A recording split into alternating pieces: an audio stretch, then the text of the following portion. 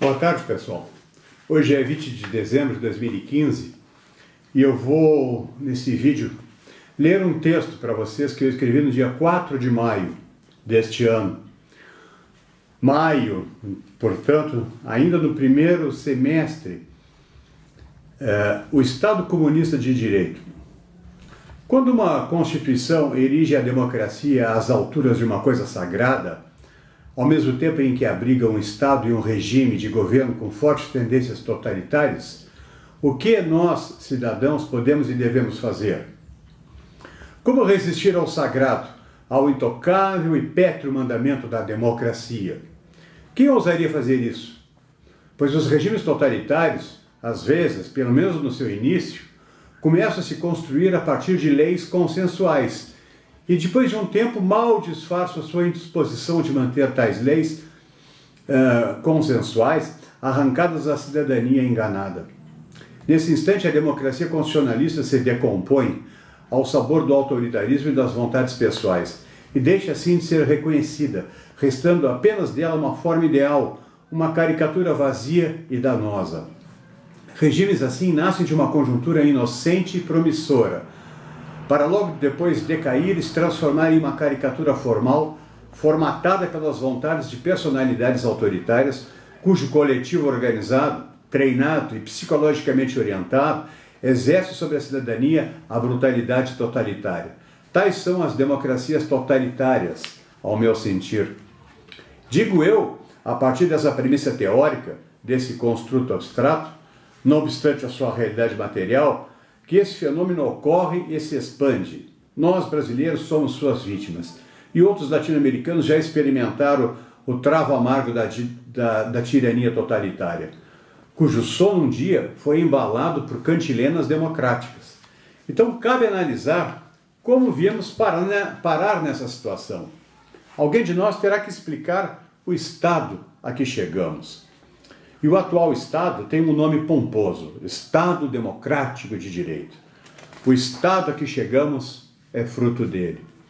Ainda estão entre nós as pessoas e as ideias que criaram esse Estado Democrático de Direito no final dos anos 80. Desde cedo percebi e fiquei inquieto com essa frase. Ela me parecia insossa, falsa, fraca, ao deixar entrever um sentido sectário dado à Constituição Federal de 88. Tal Constituição fora feita para alguns amigos, algumas escolas, alguma ideologia, embora todos falassem em nome de nossa nação. Nascia tal Estado depois do nascimento de uma estrela, uma efeméride real e positiva a partir de 1988, e que trazia a marca e a vontade indomável e indelével de uma vendetta contra a Revolução de 64 e seus apêndices constitucionais autoritários posteriores. Tínhamos finalmente uma democracia, celebraram eles.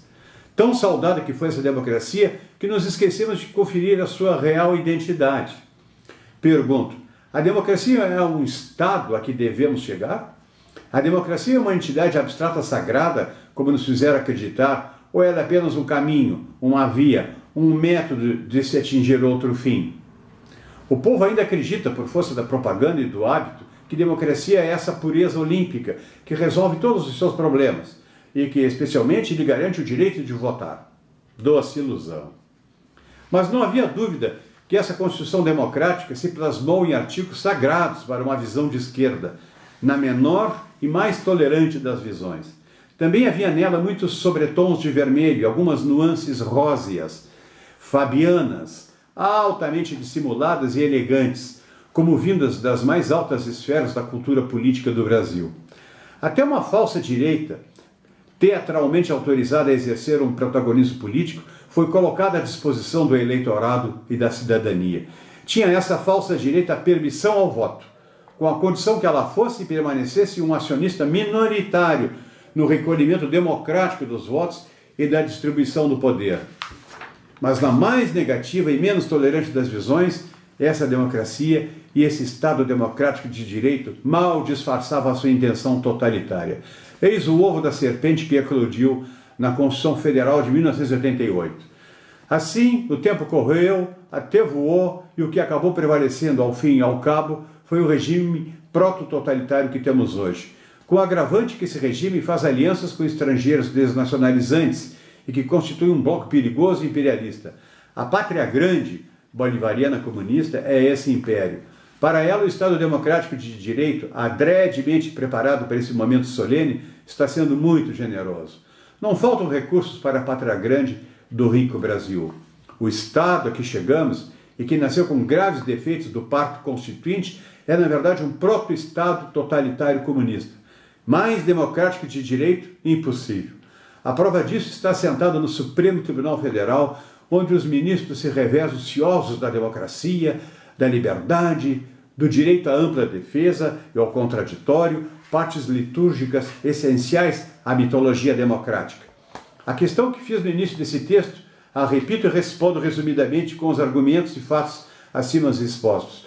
Como nos defender de um Estado democrático de direito desses, se não contornando as leis que dele emanaram e que hoje e de algum tempo protegem bandidos, esconde governantes corruptos, fazem apologia da destruição de valores morais e nos humilham com a perda da nossa soberania?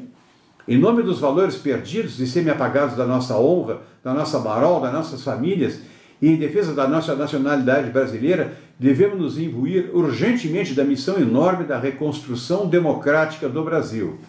O Estado comunista de direito, como chama essa democracia totalitária, inverteu a disputa Hans Kelsen versus Carl Schmitt nos anos 30 do século XX, lá na Alemanha nacional-socialista proto-totalitária.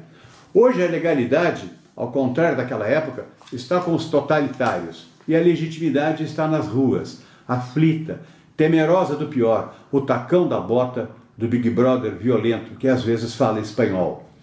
A legalidade maior, a mais suprema delas, não respeita sequer a soberania nacional. Ainda assim, essa legitimidade faz valer a pena o risco e a luta contra o atual status quo. Nossa missão é reverter o processo da legitimidade a uma nova legalidade. Para tanto, precisamos de uma nova Constituição, que garanta realmente um Estado que o mundo reconheça como um rule of the law, e não essa contrafação vergonhosa e submissa a uma ideologia traidora e globalista. Mas há uma condição sine qua non para essa reconstrução, qual seja o banimento do PT e de todos os comunistas disseminados entre todos os partidos atuais. É necessária a criação do Instituto do Ostracismo, instrumento pelo qual se depura a sociedade dos seus maus filhos. Portanto, não acredito que apenas invocar a Constituição Federal de 88 para legitimar essa reconstrução através de uma intervenção militar seja o suficiente e o caminho mais correto. Sustento que é estrategicamente inútil invocar aquela escassíssima meia página de artigos da Constituição Federal de 88 que confinaram o papel das Forças Armadas a uma mera força auxiliar, a sustentar a intenção comunista tão vil. Precisamos nos valer das Forças Armadas, e para tal não precisamos nem devemos invocar o artigo 142 da Constituição Federal. O primeiro passo já foi dado. O povo brasileiro hoje sai às ruas e cresce a cada dia o descrédito nas instituições podres desse Estado comunista de direito. Isso é especialmente verdadeiro no que tange ao Supremo Tribunal Federal, cada vez mais aparelhado e subordinado ao ente supranacional da pátria grande. Não há o que esperar dessa Kangaroo Court, majoritariamente comunista. Isso sepulta de vez as pretensões de impeachment ou cassação eleitoral da dupla presidencial. Escrevi esse texto no dia 4 de maio deste ano. Não sabia que haveria acolhimento do pedido de impeachment e que uma mera moção, uma arguição de descumprimento de preceito fundamental, um dos artiguinhos da Constituição do Estado Democrático de Direito, levantado e invocado pelo Partido Comunista do Brasil, produziria o efeito que produziu. Os nossos ministros, ao primeiro, o PCdoB levantou a bola e na primeira oportunidade eles fizeram o jogo que os comunistas queriam. Embananaram o impeachment. E eu acho difícil daqui para frente. Mas nós já estávamos avisados. Eu publiquei esse texto no Facebook entre alguns amigos no dia 4 de maio de 2015. Eu chamei Estado Comunista de Direito para falar justamente da falácia que é o Estado Democrático de Direito. Eu sei que fora da lei não há salvação. Por isso que eu clamo por uma nova lei, uma nova Constituição. Se vocês entenderam bem o recado, não esperem nada do Estado Democrático de Direito. Obrigado.